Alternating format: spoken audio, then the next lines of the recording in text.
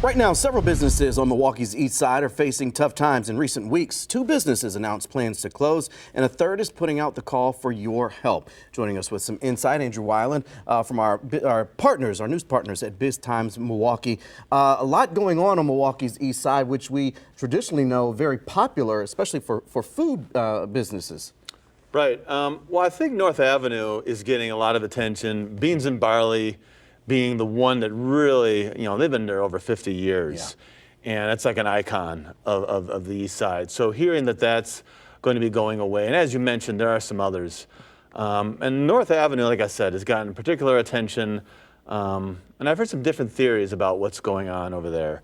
I've heard some talk that, well, there are other areas of the city like Walker's Point or like downtown that have seen improvement and have attracted people away from the east side, have attracted business away from the east side. So kind of competing. Another theory I've heard is that the city needs to do more to invest in the North Avenue area to make it an attraction. You compare it to the Third Ward, where you've seen a lot of beautification efforts over the years. It's a very pedestrian-friendly environment, real wide sidewalks. There really isn't the North Avenue corridors kind of atmosphere. There are some treacherous intersections over there, quite frankly. That's not really attractive to someone to wander around and go shop and dine. The other thing that's interesting I want to point out, though, because we're talking about the east side, Downer Avenue, another area of the east side, has actually seen a revival.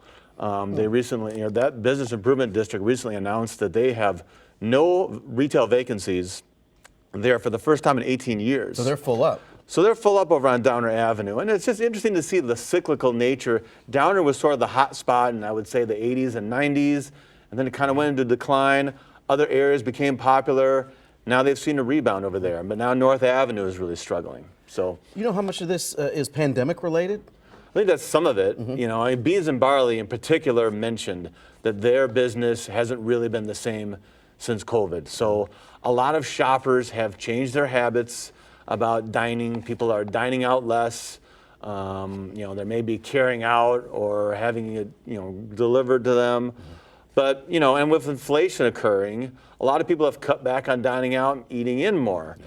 So these things have hit restaurants for sure. And in a restaurant-heavy business district, they've taken their lumps. And I want to share a statement from Alderman Alex Brower. It came into our newsroom within the hour. It says the struggles experienced by these businesses are another symptom of the unaffordability crisis we all face today. It goes on to say, as our cost of living continues to rise, more people find they can't afford to patronize our community's small local businesses who are often facing these same financial strains, leading many of them to fold under pressure from large corporate enterprises. Yeah, that's kind of taking a big picture look at the issue. Yes, affordability kind of comes on the backs of the inflation issues we've seen.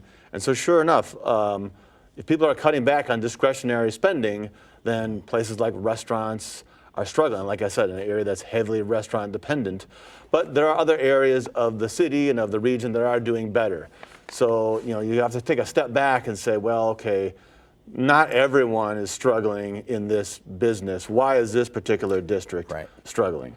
And we know when small businesses thrive, our whole community thrives. Yeah. All right, Andrew Weiland, good to talk headlines with you.